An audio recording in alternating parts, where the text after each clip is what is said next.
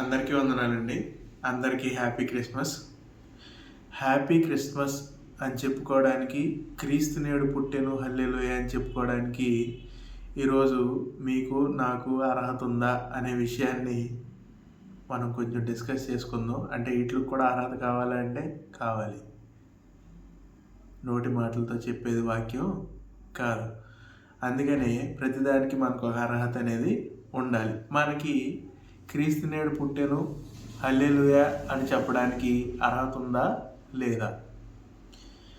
చాలామంది క్రిస్మస్ అంటే క్రీస్తు ఆరాధన అంటారు. క్రీస్తుని ఆరాధించే దినాన్ని క్రిస్మస్ అంటారు. ఆ లెక్కలో చూసుకుంటే మనకి సంవత్సరం పొడుగుతా క్రిస్మస్.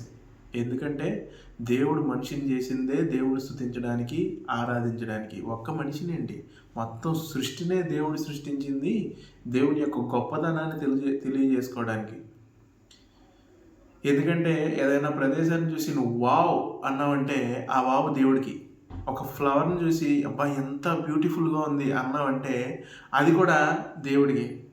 ఏదైనా ఒక జంతువుని చూసి వావ్ ఎంత పెద్దగా ఉంది అని అనుకుంటే అది కూడా దేవుడికి. వాట్ ఎవర్ ఇట్ ఈస్, ఈ సృష్టిలో ఏదైనా కూడా దేన్నైనా కూడా నువ్వు చూసి ఆశ్చర్యపోవడమో లేకపోతే ఆనందించడమో జరిగిందంటే అది ఆ యొక్క స్తుతి అనేది దేవుడికే చెందుతుంది. ఎందుకంటే అవన్నీ చేసింది దేవుడు కాబట్టి. ఈరోజు క్రిస్మస్ జరుపుకుంటున్నావు నువ్వు, పిండి వంటలు వండుకోవడం, ఆ రోజు చర్చికి వెళ్ళడం క్రిస్మస్ అనుకుంటున్నా నువ్వు.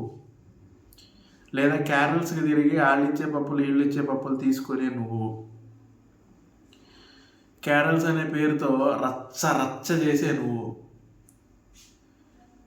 ఊరేగింపు అనే పేరుతో డీజే పెట్టేసి పిచ్చి పిచ్చి పాటలకి డ్యాన్సులు వేసుకుంటా తిరిగే నువ్వు, దేవుడి పేరు చెప్పుకొని తిరిగే నువ్వు నిజంగా క్రిస్మస్ని అనుభూతి చెందుతున్నావా అంటే 100కి 150% లేదు. ఎందుకంటే క్రీస్తు ఈ లోకానికి ఎందుకు వచ్చాడు అన్న విషయాన్ని మనం గ్రహించాం. ఫస్ట్ ఒకటి. రెండోది, మనం ఏం చేయాలన్న విషయం మనకు తెలియదు. ఆ ఒక్క విషయాన్ని ఈరోజు మనం చిన్నగా మాట్లాడుకుందాం. మీ దగ్గర ఒకసారి బైబిల్ ఉంటే 2 కొరింథీయులకు రాసిన పత్రిక 8వ అధ్యాయం 9వ వచనం ఒకసారి చూడండి. మీరు మన ప్రభు అయిన యేసుక్రీస్తు కృపను ఎరుగుదురు కదా. ఆయన ధనవంతుడై ఉండియు మీరు తన దారిద్ర్యము వలన ధనవంతులు కావాలని మీ నిమిత్తము దరిద్రుడాయను. ఆయన ఈ లోకానికి ఎందుకు వచ్చాడంటే మన దరిద్రం నుంచి బయటికి తీసుకురావడానికి ఆయన దరిద్రుడై ఈ లోకానికి వచ్చాడు. ఆయన రాజులకు రాజు, ప్రభువులకు ప్రభు, అత్యున్నత సింహాసనం మీద ఆసీనుడు, ఆకాశం తన సింహాసనముగా భూమి తన పాదపీఠముగా పెట్టుకున్న గొప్ప దేవుడు ఎక్కడ పుట్టాడు? పశువుల పాకలో. ఎక్కడ పుట్టాడు? పశువుల పాకలో. అంత గొప్ప దేవుడు పశువుల పాకలో పుట్టాడు. ఎందుకు?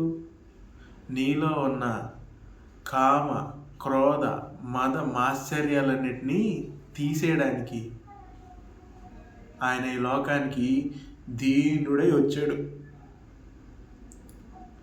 నువ్వు నిజంగా క్రిస్మస్ చేసుకోవాలనుకుంటే ఆయన దరిద్రం వలన నువ్వు ధనవంతుడిగా మారాలి.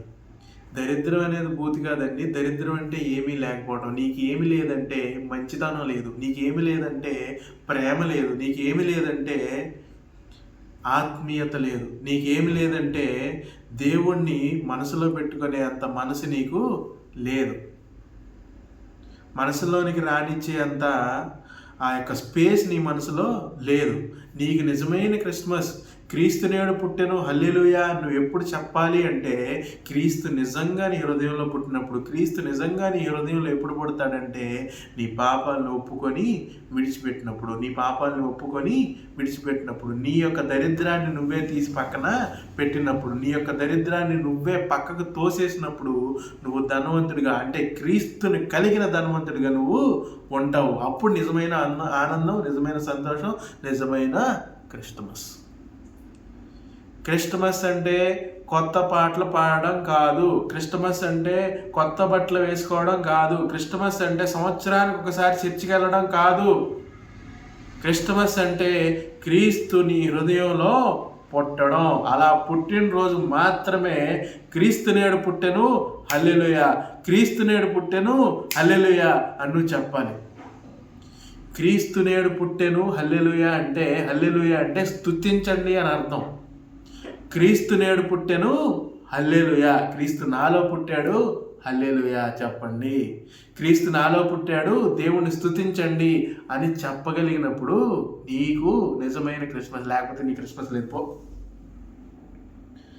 ఇదేమీ జరగకుండా నువ్వు క్రిస్మస్ చేసుకుంటున్నావు అంటే నువ్వు అసలు క్రిస్టియన్వే కాదు.